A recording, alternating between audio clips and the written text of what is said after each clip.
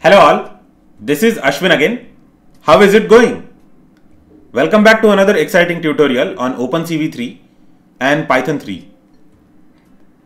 Since last couple of videos, we have been paying more attention to the histograms. We saw histograms are important in deciding the nature of image, and we also saw the theory of histogram, how to compute the histogram manually, and then we saw how to use matplotlib as well as numpy to calculate and display the histogram. So in this tutorial we are going to have a look at cv2.calcHist function to calculate the histogram. So this calcHist function happens to be the part of OpenCV library, and it computes the histogram. So let us compute the histogram. So this is a program which computes the histogram using np.histogram. We are going to modify this program itself in order to compute a histogram of the same color image that we used earlier to compute the histogram. So this is the program, okay, which uses numpy np.histogram to calculate the histogram, and this is the output. So we are going to keep it as it is in order to see the difference, if there is any difference between these two histograms. So let us modify this program. So separating the color channels is not necessary in this case. So let us delete these lines. So in order to calculate the histogram for red, so just say redhist equal to cv2.calcHist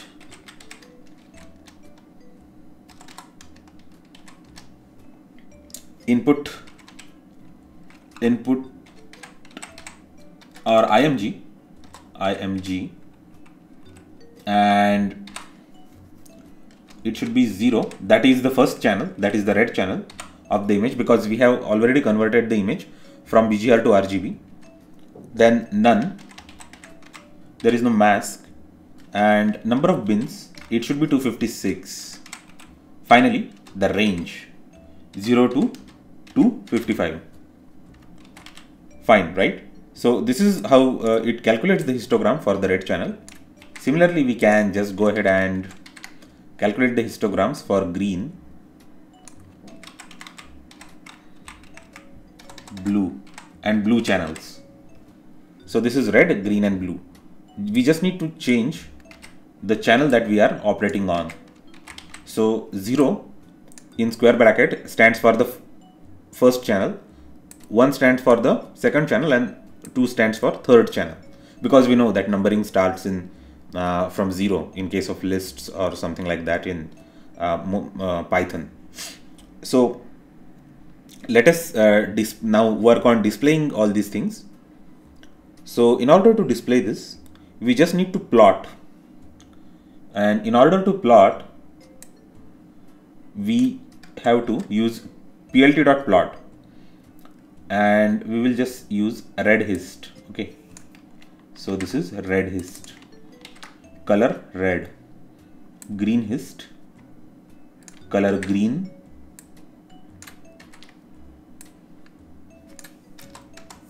and bluehist, color blue.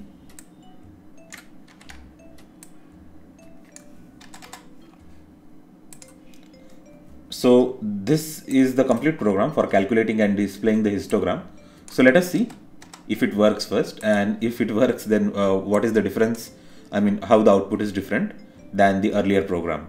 So this is the output of the earlier program. In earlier program we used a np.histogram to calculate the histogram. Here we are using cv2.calcHist function to calculate the histogram. So let's execute it, and the output is almost same. Output is the same.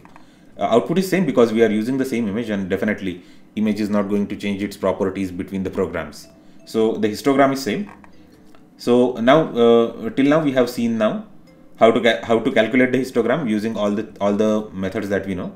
We have calculated the histogram using plt.calcHist, plt.hist. Then we used np.histogram, and finally we used cv2.calcHist in order to calculate the histogram for grayscale as well as color images.